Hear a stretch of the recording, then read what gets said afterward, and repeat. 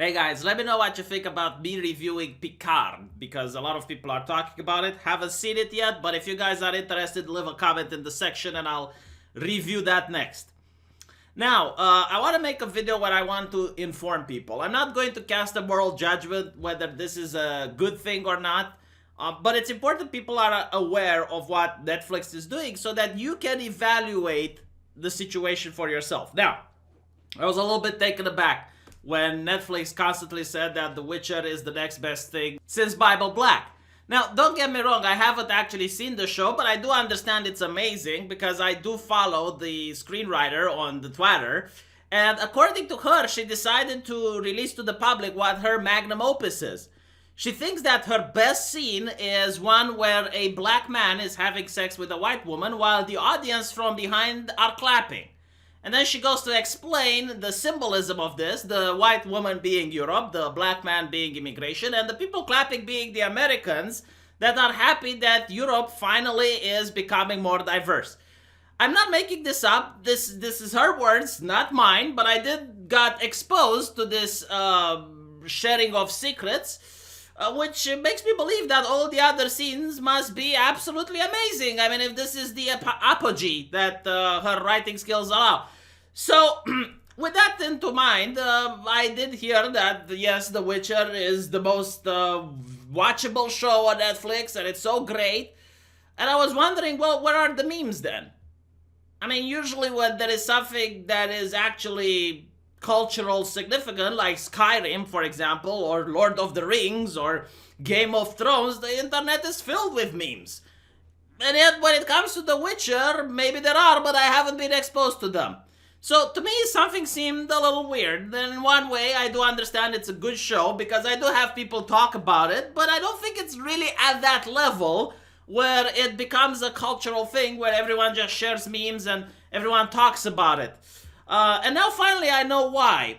The reason Netflix considers The Witcher to be the most watchable show in history is because they actually changed the way their algorithm measures if a show is viewed by people or not. You see, before you had to watch 70% of something in order for the algorithm to decide that you actually enjoy that content. And that really makes sense if you think about it. 70% can mean that a person is binge watching a season and he just skips through the parts that are a little bit more boring. But now they made it so that if you watch 2 minutes of an episode, it considers that you are a fan of the series. This is incredibly disingenuous. Now, I'm not saying that they shouldn't do this. What I am saying is that you as a consumer should be aware that they are doing this. And it's absolutely ridiculous because the normal way to interpret things is that if someone watches 3 minutes of a show and then tunes out, it means that he didn't like the show.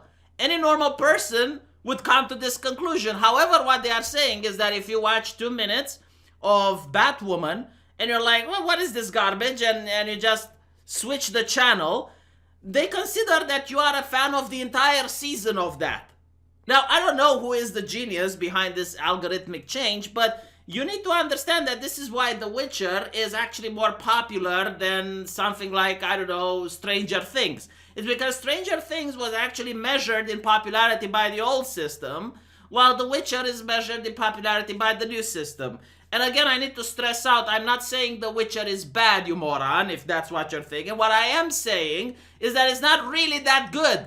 It's not to the apogee of everything that's on the internet right now. Am I making myself clear? I hope so, alright? And by the way, what I find really interesting is people who say, oh, Vino, you're pushing a conspiracy theory. What conspiracy theory, you fucking moron? Do you not think there is a conflict of interest between a company that tries to sell you a product, in other words, get you to watch the movie, versus the same company rating its own movies? Do you not think that it's going to rate its in-house movies better so that people can watch them?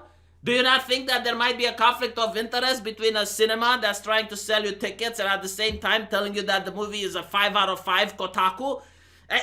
But no, apparently no, this is conspiracy theories levels. Yes, conflicts of interest are now conspiracy theories. So, yeah, do not believe the hype. is what I am trying to tell people. Judge for yourself. Usually, the only thing today that is reliable is word of mouth. Word of mouth is gold. Do not believe websites like Rotten Tomatoes. Do not believe the audience score or Rotten Tomatoes because they manipulate those. So the only thing you need to believe is word of mouth. That's it.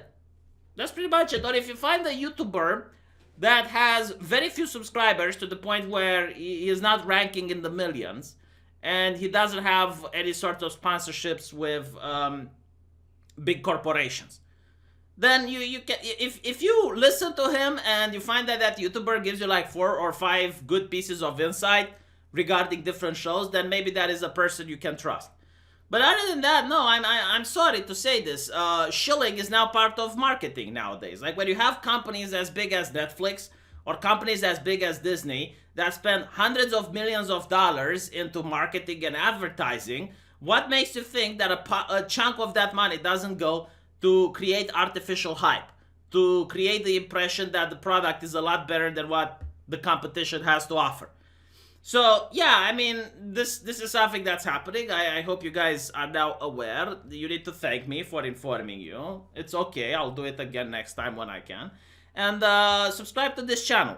Hopefully you liked it, and I will give you my take on the new Picard tomorrow, probably, if I get to see it today.